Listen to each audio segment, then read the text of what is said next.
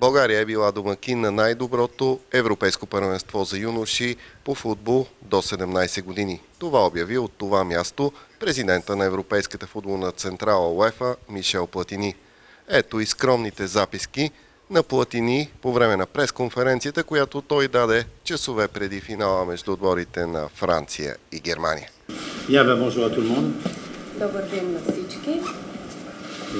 C'est pas la première fois que je fais une conférence de presse en Bulgarie.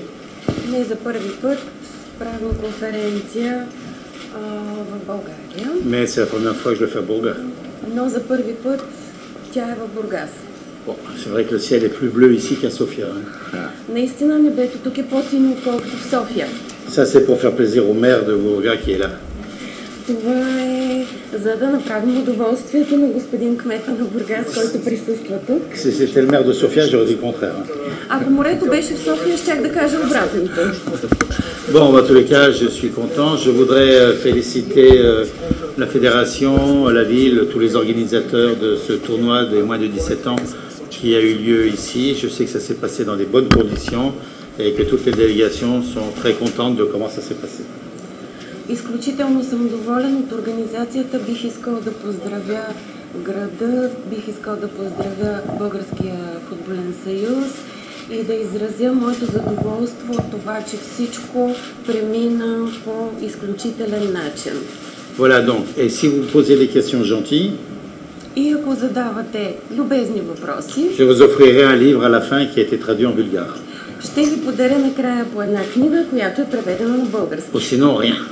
В противен случай нищо няма. Et c'est dommage parce que c'est un beau film, un beau livre. И би било много жалко, защото книгата е добра. Voilà, je suis à leur disposition pour répondre aux questions. На ваше разположение съм, за да отговоря на въпросите ви. Bien, ben merci, c'était une belle conférence de presse. Благодаря, чудесна конференция беше.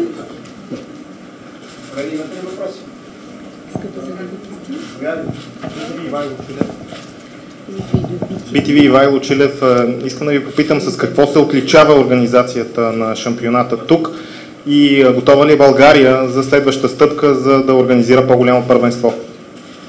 Благодаря. Est-ce que c'était différent par rapport aux autres championnats qui ont été organisés de France?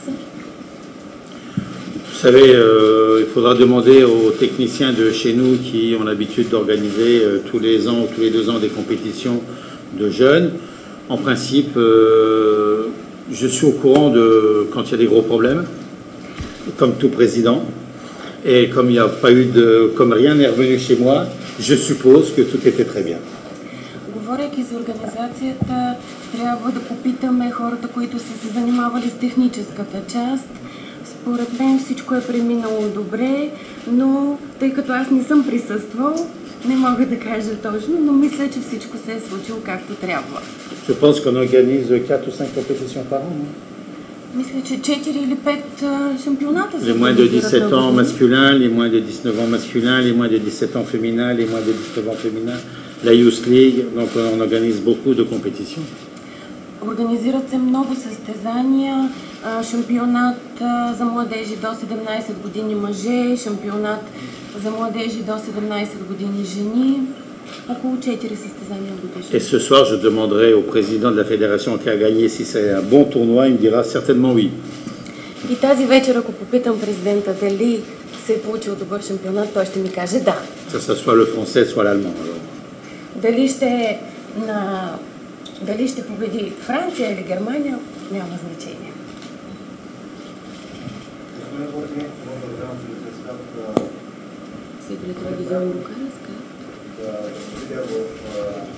Този прекрасен град, който е наистина футболен град. Освен като журналист, ще ви задам въпрос, който е от името на една футболна школа, която през последните години мога смело да кажа, че направи фурор в България. Детската школа се казва ДФК Звездичка и поздравя от целия екип. Школата за 3 години вече наброява около 1000 деца, а на година се провеждат над 25 турнира. А господин Мордихай Шпиглер беше преди 2 години на наш турнир и остана, меко казано, очарован. C'est une longue question. C'est l'école qui s'appelle... По същество, обсъждан ли е въпрос с господин Михайлов за нов национален стадион в България? Ще помогне ли УЕФА за този нов проект, който е очакван доста време? И другия ми въпрос е, ще стимулира ли УЕФА за напред школи и отбори, които действително развиват масов футбол и футбол, който ще позволи рано или късно България да стане отново футболна сила, както по времето на господин Михайлов и неговото поколение. Est-ce que vous avez discuté avec M. Mikhailov la question d'une nouvelle stade national en Bulgarie? De quoi? Stade.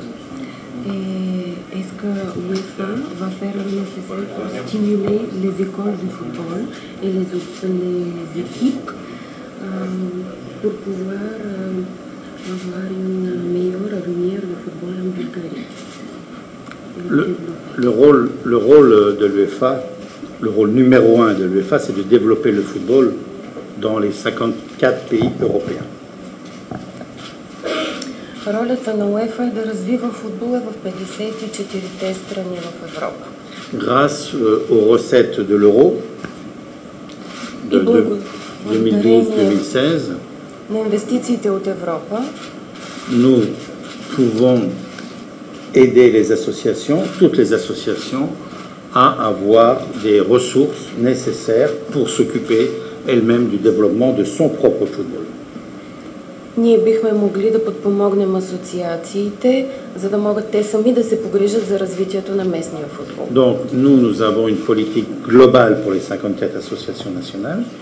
Ние имаме глобална политика за 54-те. Au niveau bulgare, А що се отнася до je България? fais une passe à monsieur Borislav Mihailov, puisque c'est lui qui est responsable et qui est président de la fédération bulgare. Ще дам думата на господин Михайлов, защото той е президент на българския футбол. Enfin, ça sera la première fois que je ferai une passe à un gardien de but. Hein. Това не е първият път, в който подавам на вратар. Si à mon époque, quand on faisait une passe au gardien de but, il la prenait avec la main, maintenant ça n'existe plus. Защото по мое време, когато подадяхме на вратар, той поемаше топката с ръце. Сега вече не е така. Господин Михайлов. Значи, благодарение на УЕФА и програмата Хеттрик, България вече е почти готова базата, началната база, която е в Бояна, която е, както всички знаете, 3 игрища, нов футболен съюз, закрита спортна зала и хотел за футболисти. Така че това е благодарение на тези програми успяхме да построим това нещо. Така иначе един стадион струва много повече от това, което може да вземем от УЕФА, защото, както каза господин Пастини, те да отговарят за 54 държави. Ça coûte beaucoup plus que les moyens que nous pouvons prendre de l'UEFA, parce que comme M. Platini a dit, l'UEFA est responsable de 54 pays. Така че всички искаме нов национален стадион, но самата дума национален стадион означава, че трябва да го направи държавата, както се случва всички държави. Nous tous, nous voulons bien avoir une nouvelle stade nationale en Bulgarie, mais il faut que ça se passe de la manière que ça se passe dans tous les pays. Това е. C'est tout. Найден Тодоров, 24 часа. Господин Платини, кое е по-голяма победа за България? Спечелването на домакинство на Евро 2015 или преизбирането на Борислав Михайлов за член на изпълнителния комитет на УЕФА? И коя е следващата реална голяма победа за България? Може би домакинство на Европейско първенство до 21 години. Благодаря. Quelle sera la plus grande victoire pour la Bulgarie, M. Platini? C'est d'être hôte, d'organiser ici le championnat Euro 2015, ou peut-être que M. Borislav Mikhailov deviendra le prochain président de l'UEFA, ou Не беше това. За преизбирането на в изпълкома. Дали това е по-добре? dans le comité de l'UEFA, ou l'organisation d'un championnat de moins de 21 ans. Да не хочу.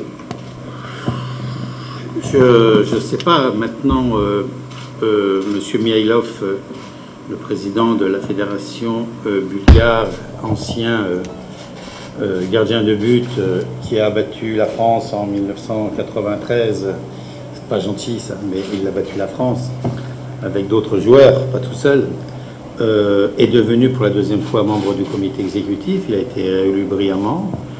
Ensuite, la Bulgarie a postulé pour l'Euro des moins de 15 ans.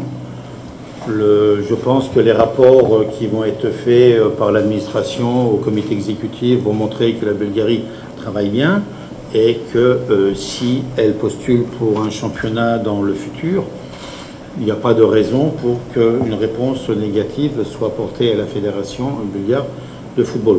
Donc ce sont des belles nouvelles pour le football bulgare, qui met le football bulgare au niveau d'autres pays européens. Et je sais très bien que le football bulgare a été un très bon football et que bon, il faudrait retrouver les bons joueurs pour revenir au niveau d'antan. Et ça, c'est le travail en profondeur de la Fédération bulgare. Все пак, господин Михайлов, като вратар на българския национален отбор и през 1994 година, която е една паметна година, е побеждавал Франция, макар и не само, с други играчи. Той е член на изпълнителния комитет на УЕФА за втори път, но България е член от по-малко от 15 години. Според УЕФА България работи много добре за развитието на футбола и ние сме доволни, но само бъдещето ще покаже какво ще бъде развитието на футбола в България. Président, bonjour, c'est pour TF1. Oui, bah, TF1 on fera plus tard, je ne suis pas ici pour TF1, je suis ici pour mes amis bulgares. D'accord, sur l'organisation, c'est pas c'est pas le moment de le faire. Добре дошъл, господин Платини, в България и в Бургас. Милена Георгиева, съорганизатор на Норбеков Бургас. В новата си книга вие пишете една сила ме тласна към футбола. Dans votre nouvel livre, vous avez dit qu'il y avait une puissance qui vous a lancé au football. Коя е тази сила, която ви тласна? Quelle est cette puissance qui vous a lancé? Благодаря. Mon entourage, ma famille. Хората около мен, семейството ми. Les passionnés, les Italiens et les Polonais passionnés qui travaillaient dans les mines et dans les usines de l'Est de la France et qui n'avaient qu'une chose, c'était le match du dimanche, le football. Едни много страстни, запалени по футбола, поляци и италианци, които работеха в мините в източна Франция и те нямаха какво друго да правят, освен да се занимават с футбол и да мислят за утрешния ден. Et donc c'est tout ça qui a fait que automatiquement, j'ai fait du football et en plus je pense qu'il n'y avait pas grand chose d'autre à faire. Donc, il n'y avait pas d'ordinateur, il n'y avait pas de télévision, il y avait très peu de cinéma, donc il restait que le football pour les émigrés polonais et italiens. По тази причина аз се насочих към футбола. Освен това, нямаше кой знае какво да се прави. Нямаше компютри, телевизори. И това беше един от малкото шансове за развлечение на тези емигранти от полски и от италиански произход.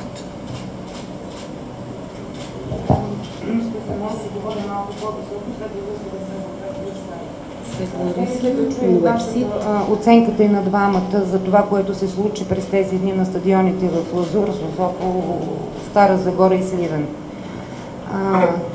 Фаворитите на двамата ви до вечера, имате ли фаворити? Ако имате, защо? И оценката на господин Михайлов за представянето на българския национален отбор. Защо не успяхме пак?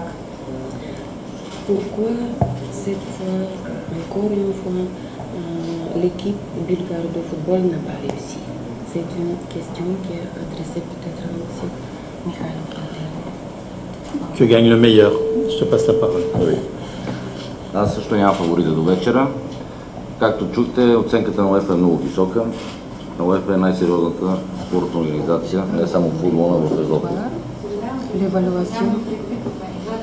Да, аз ще ви отговоря. Да, добре. Както знаете, благодарение на това, че спечелихме домакинство, нашия отбор взе участие в Европейското първенство. Миналата година отборните до 19 години се класира за европейското в Унгария. Това са играчите, с които разполагаме в тази възраст.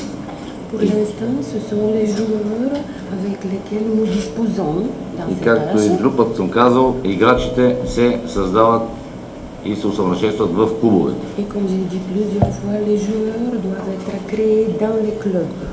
В националните отбори те за по 5-10 дни и това им дава един тласък, за да могат да се покажат пред Европа и пред света.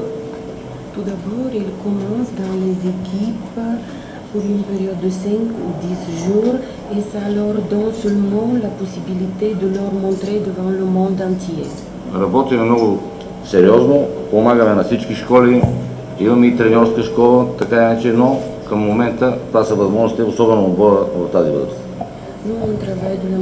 Особено в тази възраст. Nous avons des écoles de jeunes joueurs, nous avons des écoles d'entraîneurs. Alors, mais pour l'instant, ce sont nos possibilités. Ouais. C'est tout. Monsieur Platini, votre évaluation par rapport au championnat? Je ne sais pas. Je ne sais pas. Не знам.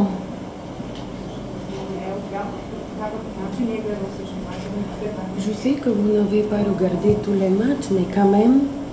Vous savez, ça fait très longtemps que j'ai quitté le football actif et connaître la formation, la technique, la tactique des moins de 17 ans, c'est un peu beaucoup pour moi. От дълго време вече не се занимавам активно с футбол, така че да познавам в детайли футбола на младежите до 17 години е малко трудно за мен. Si vous me demandez des matchs que je fais avec l'administration de l'UEFA, avec des gens de 50 ans et de 60 ans et de 40 ans, là je peux vous donner une explication technique. Ако ме попитате за мачовете, които правим с администрацията на УЕФА, с хора на по 50-60 години, ще мога да съм по-конкретен. Ceux qui ont 17 ans, ils ont deux fois moins l'âge que mes enfants, alors c'est difficile à savoir. А играчите до 17 години са два пъти по-млади от моите деца, така че за мен е трудно. Maintenant, je suis comme tout le monde, je suis comme les journalistes, je regarde les matchs et puis voilà, je vois que ça joue bien, que ce sont des hommes qui sont bien formés, qui ont une belle technique et qui jouent à un très haut niveau. La plupart des joueurs sont pratiquement professionnels, ils gagnent leur vie, donc ça fait 4-5 ans qu'ils s'entraînaient. Donc il y a une évolution très importante du football. Et voilà, donc j'observe. За момента виждам, че играчите са много добре подготвени, някои от тях са тренирали по 5-6 години, други са професионалисти и дори изкарват прехраната си с това, но аз съм като журналистите, гледам всичко отстрани. Това е което мога да кажа.